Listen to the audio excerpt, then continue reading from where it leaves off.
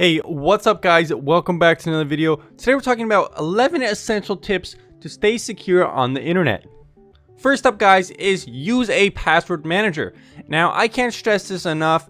All your passwords, a good amount of them, or maybe just even a few, are probably on the internet right now in paste bins or various websites. The reason is that because lots of forums, lots of websites, lots of services have been hacked and breached, and your passwords and emails and even other stuff like billing information can be out in the wild and is out in the wild. You can even look it up on certain websites, and I'm going to show those right here. Alright guys, so Have I Been Pwned is a good website that shows you if you have been part of any password breaches. This is not my email, but let's just go ahead and see what an email like this could look like on this website. So this email has been pwned on 105 breach sites, and it included in 43 pastes the passwords to this. So the website shows you exactly which websites have been breached and how the information was leaked. And as you can see here guys, even huge websites like Adobe have leaked your information, and other websites as well that you've been a part of. Even stuff like Bitly, games like Town of Salem. These are pretty common things to see, and it's actually kind of disgusting to see how many companies have leaked our information and just seem to get away with it without any huge repercussions. Huge websites like Last.fm, Kickstarter, even LinkedIn, Lord of the Rings Online, MySpace, Neopets. We all know you guys love playing that even now. Even Patreon. Big websites, and even Shotbow, a Minecraft kind of thing there. Tumblr, Xbox 360 ISO, I don't know what that is. And then you can look in these individual paste bins to find information about this account.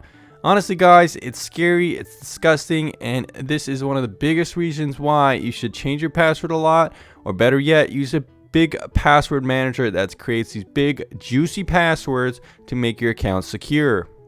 Guys, which password manager should you use? Well, it depends on what you're looking for. Some password managers like LastPass are very cheap, around like $12 a year. Extremely user friendly in that they pretty much work brilliantly across all devices. They do have some sketchy things in the past, like there was a breach with them even, but I guess nothing really got out. Make sure to use two-factor authentication for sure on all your password managers, and a secure password for your password manager. But some other options are also Bitwarden. It's a free password manager, works pretty well, not quite as intuitive as LastPass and user friendly, but it's free and it works well. Also, you could check out KeePass, which is also a good one to check out. It's kind of more hardware based, not as much cloud synchronization and other user friendly features, but it's still pretty reliable and well respected in the privacy community. The most important things you can do to protect your privacy and security on the internet is to use a VPN service. But it's not just enough to use a VPN service, you have to use a good VPN service. And this is actually pretty hard to do. That's why I've made this channel VPN tier list, to make it easy to find a good VPN service. Lots of VPNs out there are overly marketed, they use false advertising, they use sketchy affiliate websites to kind of convince you to buy into their product, when in fact at the end of the day, not many VPNs are actually worth using at all. So in some ways, I would recommend not using a VPN rather than using a bad VPN. But make sure to check out vpntierlist.com to see which VPN to use and which ones are rated in certain aspects. You might have a VPN in mind that you're thinking of using, but once you see vpntierlist.com and once you check out some of my real reviews, you'll see that a lot of VPNs actually aren't good at all compared to what other YouTubers are actually trying to sell you. A large part of the VPN industry is based on commissions, so most of the popular VPNs people are recommending, like NordVPN, ExpressVPN, CyberGhost, HideMyAss, PureVPN, IPVanish, all these VPNs that are popular are just popular because they have 100% commission rates, which means whoever is telling you to use it is going to make a lot of money. Not only that, but these VPNs love to advertise. Alright guys, you probably shouldn't be using any social media if you really want to be secure on the internet. Now this is easier said than done. Social media is one of the best way to kind of connect with old friends and keep track of what people are doing. However, that's exactly what it's good for. You could keep track of what people are doing. It's pretty easy. You can make your profiles private and stuff like that. But a lot of times, if you're using an unsecure password, if you post a picture or a location, it could reveal information about you online. Not only that, but there are ways to kind of look at people's profiles, you know, with archives and different tools to see things that you might not think people can see. So having a social media profile is definitely a risk, and I would recommend you probably to delete your Facebook. And it's kind of hard though, guys, right? Because almost every app is going to be owned by Facebook at this point. WhatsApp, Instagram, they're all kind of owned by Facebook. So pick your poison, but just know that this is going to be a way that your security kind of is compromised. Not only that, Facebook is always having security problems, always leaking user information. So it's just kind of like a leaky faucet that keeps dripping your details and data down the drain. Plug that up. Guys, another thing you probably should be doing is using encrypted messaging like Signal. I wouldn't recommend using something like WhatsApp since it is owned by Facebook. Now it has encryption on there, but I think Signal is a much better company and something very easy to use. Signal, if you don't want to use Signal, you can also use Telegram. Not owned by Facebook, also offers good encryption and a lot of good features. My favorite one to use is Telegram. Signal is pretty good as well, but it's a little limited in how you send files, and certain media files can't be sent because they're too large, which is kind of annoying if you want to send someone a funny video or something like that to your family. So check out Telegram and Signal as your priority messages to use to send people, like texts and things like that. Another thing to use, guys, is encrypted email. And now, similar to VPN, there are encrypted email services out there that I do not recommend.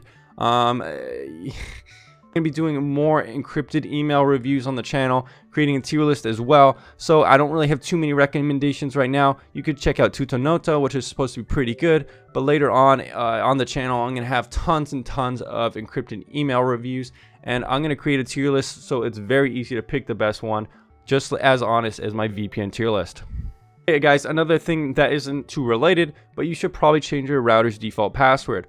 Changing your router's default password is one of the best ways to keep your Wi-Fi secure. A lot of people don't change their default router password, and there are tons of security leaks with routers that happen. You might be thinking, well, if someone's not my Wi-Fi, how are they going to get in? Well, certain routers have things like remote control and various other kind of leaks in their security settings. And if you don't change your password and you have an old router that's not updated, you could be opening yourself some kind of hack attempt. If you really want to be secure, change your router, get a new one, update it, or even better, get a VPN router and just always use VPN Wi-Fi. It's a little tricky to do that, but companies like Torgrid VPN have websites called Private Router where you can buy pre-flash VPN routers, and it's pretty easy to set up. I've set up a couple on the channel working with PS4 and Netflix and stuff like that, so you could check out those videos if you want to. Another thing, guys, is you should probably purchase everything online that you're going to be doing with a debit card with something like privacy.com. Now, what is privacy.com? Well, privacy.com is a website where you can generate digital credit cards associated with your real bank account, but no one's going to see your bank account information or your real credit cards. So what you can do is pause or delete credit cards whenever you want, which means subscription services aren't going to be able to just bill you whenever they want.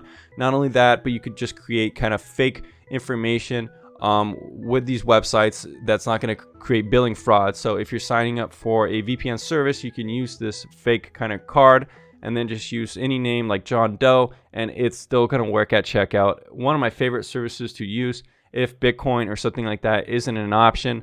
And that brings me to my next point. You probably should be using Bitcoin or some other cryptocurrency to pay for something, because again, you don't have to create real billing information, and you can use fake email addresses as well as just kind of a fake profile overall. So that way there isn't really any information you're giving to a VPN at the first point.